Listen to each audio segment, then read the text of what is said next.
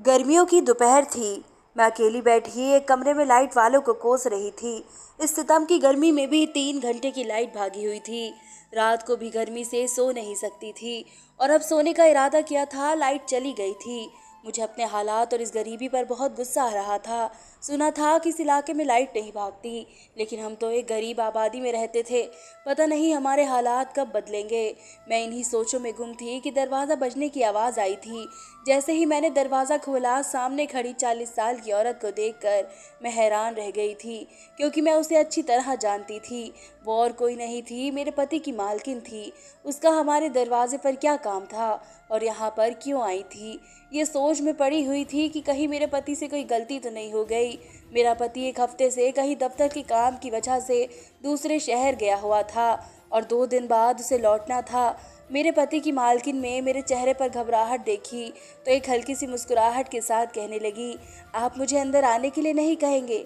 उनकी बात सुनकर मैं बौखला गई और जल्दी से चेहरे पर झूठी मुस्कुराहट लाकर कहा कि जी जी ज़रूर आइए अंदर। लेकिन मैं अंदर ही अंदर बहुत ज़्यादा डर रही थी। दरअसल मेरे पति की मालकिन मुझे अच्छी तरह से जानती थी। जब भी कोई ऑफिस में फंक्शन होता तो मेरा पति मुझे अपने साथ ज़रूर लेकर जाता था।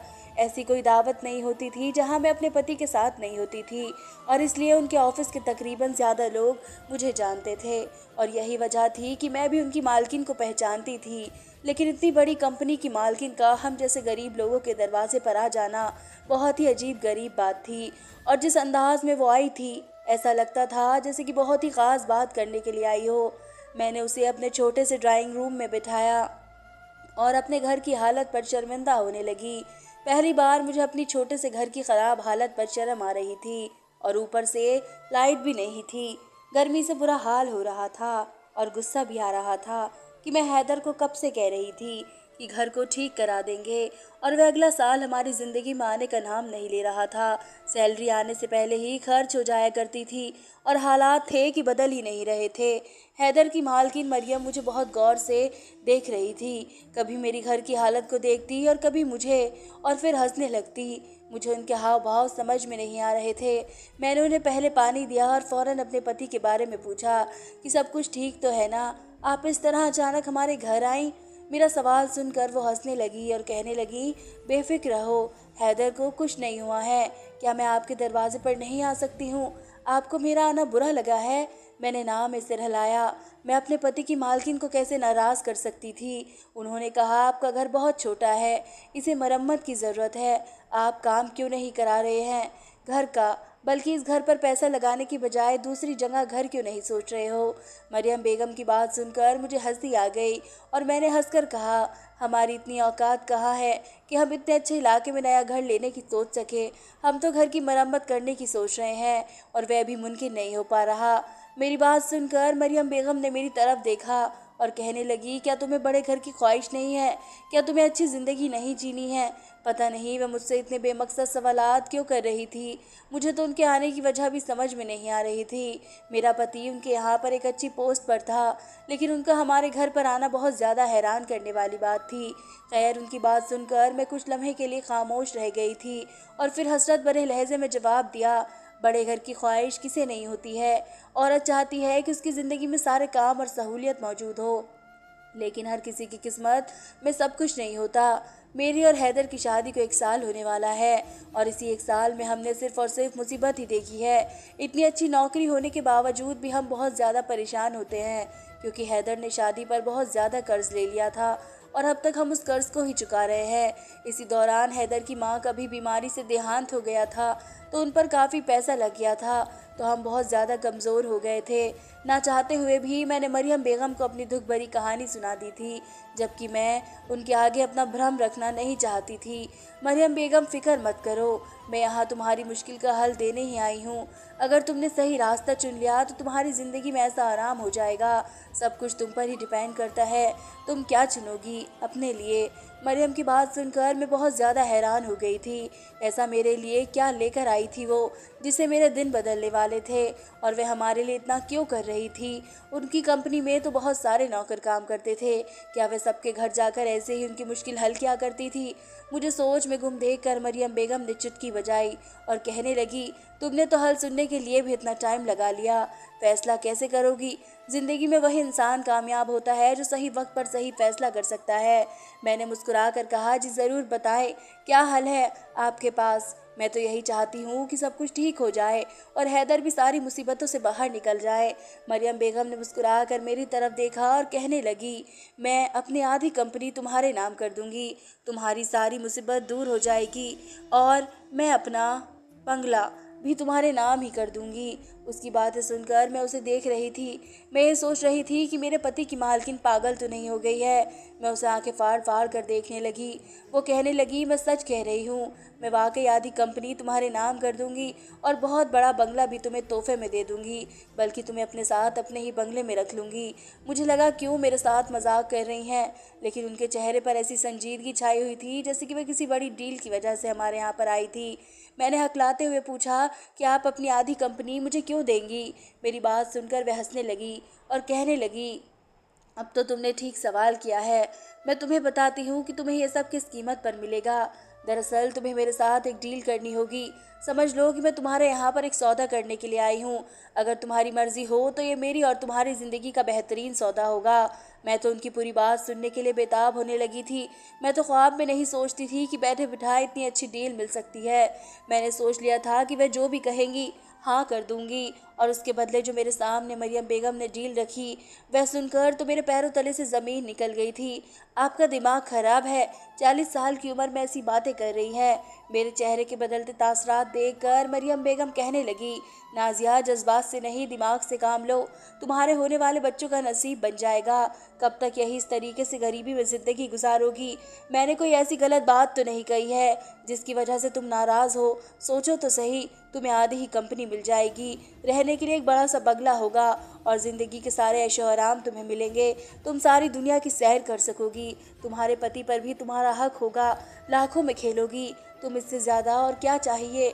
मरियम बेगम मुझे ख्वाब दिखा रही थी और मेरा दिल चाह रहा था कि मैं उस पर पड़ा गुलदान उठाकर मरियम बेगम के सर पर मार डालूं, लेकिन मेरी मजबूरी थी कि मेरा पति उनके घर में नौकरी करता था और आज के दौर में नौकरी मिलना बहुत ही ज़्यादा मुश्किल था। इसलिए मैं उनके साथ बदतमीज़ी करती नहीं जा रही थी और बहुत आराम से कहा कि आप जो सौदा करने के लिए आई हो वह मेरे लिए किसी सूरत में कबूल नहीं है। ऐसा करना तो दूर मैं सोच भी नहीं सकती हूँ, और आप कम से कम अपनी उम्र का तो ख्याल कर ले। मेरी बात सुनकर मरियम बेगम धीरे से मुस्कुराई और कहने लगी, मेरी उम्र को छोड़ो, तुम अपनी तरफ देखो। अभी तुम जवान हो, खूबसूरत हो, तुम्हें नहीं लगता है मुश्किल हालात तुम्हें टाइम से पहले बुरा कर देंगे? ये कहकर वह खड़ी हो गई और जाते जाते अपने पर्स से 2 लाख का चेक निकाल कर मेरे सामने रख दिया और कहने लगी, ये मेरी तरफ से तुम्हारे लिए तोहफा है। एक बार मेरी ऑफ़र पर ज़रूर गौर करना। जब तुम मेरी बात ठीक लगे तो मुझसे मिल लेना। मैं तुम्हारे जवाब का इंतज़ार करूंगी। सोच समझ कर अपने हक में फ़ैसला करना। ऐसा ना हो कि ये गर्मी तुम्हारे जिस्म को मुरझा डाले और तुम अपने पति के कर्जा ले डूबे।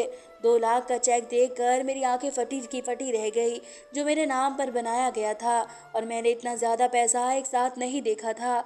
मुझे बहुत ज़्यादा हिचकिचाहट हो रही थी, इसीलिए मैंने अपना हाथ आगे नहीं बढ़ाया, क्योंकि मैं मरियम बेगम के इरादों को जान गई थी। मरियम बेगम के आने से पहले सिर्फ मेरे मुंह पर पसीना आ रहा था और मरियम बेगम की डील को जानकर मेरा वजूद भी पसीने में तर हो गया था। उनके जाते ही मैंने दरवाज़ा बंद किया और जल्दी से 2 लाख का चेक उठाकर देखा। पूरे 5 जीरो लगे हुए थे और मैं बार बार चेक को देख रही थी। कई बार मैंने अपने नाम को भी बार बार देखा। एक अजीब सी खुशी का एहसास हो रहा था, लेकिन अगर मैं ये 2 लाख ले लेती तो मालकिन तो यही समझती कि मुझे उनकी बात मंजूर है, जबकि मैं किसी भी सूरत में ये नहीं कर सकती थी। मैंने जल्दी से उसको छुपा कर रख दिया और सोचने लगी कि मालकिन को हैदर में क्या नज़र आ गया, जो वह सब कुछ छोड़कर हैदर के पीछे पड़ गई है और अपनी दौलत भी लुटाने के लिए तैयार है। हैदर और मालकिन का तो कोई जोड़ ही नहीं था। हैदर 25 साल का जवान लड़का था और मालकिन कम से कम 40 साल की औरत नज़र आती थी।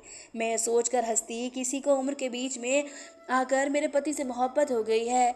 2 दिन इसी तरीके से सोच में गुजर गए। कभी मैं सोचती कि चेक को कैश करा दूं और सारा कर्जा उतार दूं, तो मुझे कभी लगता कि अगर मैं ऐसा कर लेती हूँ तो मालकिन को गलत इशारा मिल जाएगा कभी अपनी गरीबी पर तरस आता और कभी दिल चाहता कि मालकिन की बात मान लूं। जब मेरा गर्मी से मन घुटने लगा तो मेरा दिल यही चाहता है कि मैं एक बड़े से कमरे में जाकर एसी के मज़े उठाऊं और एक मुश्किल फैसला करके अपनी ज़िंदगी को आसान बना लूं। दुनिया में कितने ही मर्द दूसरी शादी करते हैं और दोनों बीवियों के साथ खुश भी रहते हैं। अगर मेरा पति भी दूसरी शादी कर लेगा तो क्या बुराई थी। वैसे भी 40 साल की बुढ़िया कौन सी मेरी जगह ले सकती थी। लेकिन कभी मुझे अपनी सोच पर शर्म आती थी कि पैसे की वजह से अपने पति को बेच रही हूँ। मैं बहुत ज़्यादा सोच में बैठी थी। फिर 2 दिन बाद हैदर घर पर आए तो मैं उन्हें देखकर बहुत ज़्यादा खुश हो गई, लेकिन उनका चेहरा बहुत अजीब तरह से उतरा हुआ था। वे बहुत ज़्यादा खामोश थे, उन्हें चुप्पी लगी हुई थी। मैं समझ ही नहीं पाई थी कि 2 दिन बाद घर आने के बावजूद भी उनके चेहरे पर हंसी का असर क्यों नहीं है। और जब भी सवाल मैंने उनसे किया तो कहने लगे कि माँ के इलाज के लिए अंकल से जो पैसे लिए थे वे फ़ौरन देने के लिए बोल रहे हैं, क्योंकि उनकी बेटी की अचानक शादी हो गई है। फिर मैंने कहा, ऐसे कितनी जल्दी हम 2 लाख का इंतज़ाम कैसे कर सकते हैं। फिर मेरे पति ने कहा उन्होंने मुझे 5 साल का वक्त दिया था और अब तो वो मेरे सर पर ही आकर खड़े हो गए हैं। मेरा सर उनके आगे शर्मिंदा से झुक गया है। हैदर की बात सुनकर मुझे बहुत ज़्यादा गुस्सा आया।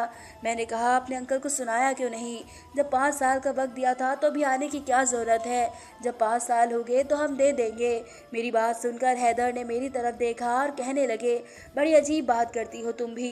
वक्त पर हमारे काम आए थे, उनकी बेटी का रिश्ता हो गया है तो क्या वे अपने पैसे भी वापस नहीं लेंगे। हमें किसी भी तरीके से करके उनके 2 लाख रुपए देने हैं। जाओ नाजिया, अलमारी से अपने जेवरात निकाल कर लाओ। हम किसी भी तरीके से उनका कर्ज दे पाएंगे। कम से कम हमारी वजह से किसी की बेटी की शादी में तो कोई मसला नहीं होगा। उनकी बातें सुनकर ही मेरा सांस अटक गया। मेरे माँ बाप ने बड़ी ही मोहब्बत से मुझे वो जेवरात दिए थे और वे उसी की बात कर रहे थे। मैंने ना चाहते हुए भी अपने जेवर निकाल कर रख दिए थे और कहा कि बेचना ही है तो इसे सुनहार के पास मत लेकर जाओ, बल्कि मैं अपनी माँ को ही वापस भेज दूंगी। मेरी छोटी बहन के काम आ जाएंगे। यह सुनकर हैदर ने कुछ नहीं कहा, बल्कि वे राज़ी हो गए, जबकि हकीकत तो ये थी कि मेरा उस जेवर को बेचने का कोई इरादा नहीं था। अगली सुबह जैसे ही हैदर काम के सिलसिले में निकले, मैं फ़ौरन बैंक में गई और वहाँ से 2 लाख के चेक से पैसे निकाल लिए और सीधा अपनी माँ के घर पहुँच गई और अपने जेवर उन्हें दे दिए और उन्हें शुरू से लेकर सारी बात बता दी। मेरी बात सुनकर मेरी माँ कहने लगी, तू पागल तो नहीं हो गई है। अगर हैदर की मालकिन इतनी ही अमीर औरत है तो तू हैदर की शादी ही क्यों नहीं करा देती। बेफिक्र रह, तेरे रिश्ते को कुछ नहीं होगा। उस 40 साल की बुढ़ी में इतना दम कहाँ से होगा कि तेरे पति को काबू में कर सके।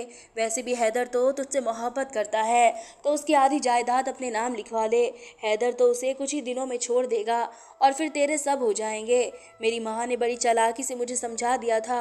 माँ शुरू से ही बहुत ज़्यादा लालची थी। कभी कभी वक्त और हालात इंसान को लालची बना ही देते हैं और मैं भी मुश्किल हालात से तंग आ चुकी थी। इसलिए मैंने फैसला कर लिया था कि मैं हैदर की शादी मरियम से करा कर ही रहूँगी। मैंने अगले ही दिन मरियम बेगम को फ़ोन किया और कहा कि मुझे उनका ऑफ़र कबूल है, वे कागजात तैयार करा लीजिए, मैं हैदर को मनाती हूँ। मैंने हैदर के हाथ में उसी शाम 2 लाख रुपए रख दिए और साथ ही साथ उन्हें इस बात के लिए मनाने की कोशिश की मैं मरियम बेगम से शादी कर ले। यह सुनते ही मेरा 25 साल का पति गुस्से में आ गया कि मैं कैसी बातें कर रही हूँ। हैदर अपनी मोहब्बत का बंटवारा नहीं करना चाहता था और अपनी 40 साल की मालकिन से शादी करने का सोच भी नहीं सकता था। मैंने भी गुस्से में आकर खाना पीना और बोलचाल बंद कर दी थी और पूरे महीने भर बाद वे मेरे खातिर अपनी मालकिन को शादी करने के लिए राज़ी हो गए थे। उनकी मालकिन ने हैदर की रजामंदी सुनते ही अपने आधी कंपनी मेरे नाम कर दी थी और हैदर को अपने साथ शादी के लिए ले गई थी। मैंने भी जल्दी जल्दी अपना सामान बांध लिया। पूरे 2 घंटे बाद हैदर और मरियम बेगम दोनों वापस लौटे और उन्होंने मुझे भी गाड़ी में बैठा लिया था और हम बड़े से बंगले में आ गए थे। वह बंगला नहीं था, मेरे ख्वाबों की दुनिया थी जो मुझे मिल रही थी।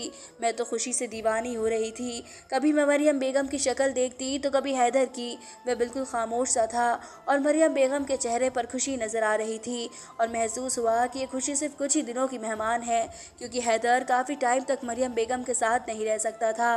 ना ही वह खूबसूरत थी और ना ही जवान थी, भला वह मेरा मुकाबला कैसे कर सकती थी। लेकिन उस घर में पहली रात मेरी आंखें फटी की फटी रह गई थी। जब रात के वक्त मरियम मेरे कमरे में आई और आते ही बिस्तर पर लेट गई और ये बात मेरी समझ से बिल्कुल बाहर थी। कि शादी की पहली रात ही वे मेरे कमरे में आ गई। फिर मुझे लगा कि शायद हैदर पहली रात उनकी औकात याद दिला देंगे, इसी वजह से मेरे कमरे में आई और मैं बहुत ज़्यादा खुश थी। और अगली सुबह भी मैं बहुत ज़्यादा खुश थी। जब मैं तैयार होकर बाहर कमरे से निकली तो मैंने हैदर को बाहर से आते हुए देखा और हैरत से पूछा, रात भर आप अपने कमरे में नहीं थे या फिर सुबह ही सुबह कहीं पर चले गए थे? हैदर ने बहुत बड़ी नज़रों से मुझे देखा और कहा कि मैं कहाँ से आता हूँ, कहाँ जाता हूँ, बस तुम ये फिक्र छोड़ दो और अपनी आराम की ज़िंदगी गुजारो। तुम्हें यही सब कुछ चाहिए था ना, लो मेरी कुर्बानी कर, तुम्हें सब कुछ हासिल हो गया। ये कहते हुए ही हैदर मरियम के पास चले गए और मैं दिल ही दिल में सोचने लगी कि बस कुछ ही दिनों की बात है, हैदर का रवैया ठीक हो जाएगा। वैसे भी मरियम बेगम के साथ उनका कोई ताल्लुक़ नहीं बना था, तो मुझे किस बात की परेशानी हो रही थी। मगर मुझे क्या मालूम था कि मुझसे कितना बड़ा राज छिपाया हुआ है। मुझे तो यही मालूम नहीं था कि शादी के पीछे क्या राज छिपा हुआ था। आहिस्ता आहिस्ता दिन गुजर रहे थे। हर रात मरियम बेगम मेरे कमरे में चली आती। मैं हैरान थी कि वह हैदर के साथ होने की वजह मेरे पास क्यों आती थी, और जब मैं हैदर के पास जाने की बात करती तो मुझे भी रोक दिया करती थी। एक रात तंग आकर मैंने कमरे से निकलने की कोशिश की तो मरियम बेगम ने दरवाज़ा बंद कर दिया और कहने लगी कि तुम्हें बाहर जाने की कोई ज़रूरत नहीं है। उनके तेवर मुझे बहुत बिगड़े हुए लग रहे थे। उन्होंने मेरा हाथ पकड़ा और खींचकर बिस्तर पर बैठा दिया। वह गुस्से में कहने लगी, मैंने तुम्हें अपनी आधी कंपनी दे दी है, अपने बंगले में तुम्हें जगह भी दे दी है, तुम्हें किसी और चीज़ की फिक्र मत करो, और कहा रात को तुम मेरे साथ ही रहोगी। मैंने उन्हें साफ साफ लफ्ज़ों में कहा कि हैदर का रवैया मेरे साथ बिल्कुल बदल गया है। वह मुझसे सीधे मुंह बात भी नहीं करते। मैं उन्हें मनाना चाहती हूँ, दो बीवियों को होते हुए भी वे अकेले हैं। मरियम बेगम कहने लगी, उसकी बीवी उसके काम के लिए मौजूद है। उसकी बात सुनकर मेरे तन बदन में आग लग गई और मैंने गुस्से में कहा, मैं अभी भी हैदर की बीवी हूँ और मुझे उन पर हक है। अगर आप खुद उनके साथ नहीं रहना चाहती तो कम से कम मुझे तो उनके साथ वक्त गुजारने दे।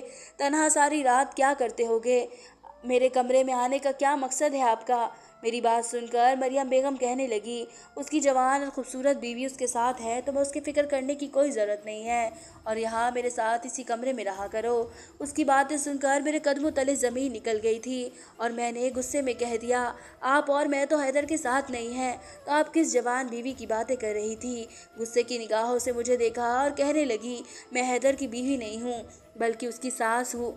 मेरी बेटी फातिमा तुम्हारे पति से प्यार करने लगी थी और वह सिर्फ 18 साल की थी। अगर मैं उसका रिश्ता लेकर तुम्हारे पास आती तो तुम उसे जवान और खूबसूरत लड़की को अपनी सौतन नहीं बनाती, इसलिए मैंने तुमसे झूठ कहा और अपना रिश्ता तुम्हारे आगे रख दिया। मैं जानती थी कि मेरा पैसा तुम्हें ख़रीद लेगा और यही हुआ।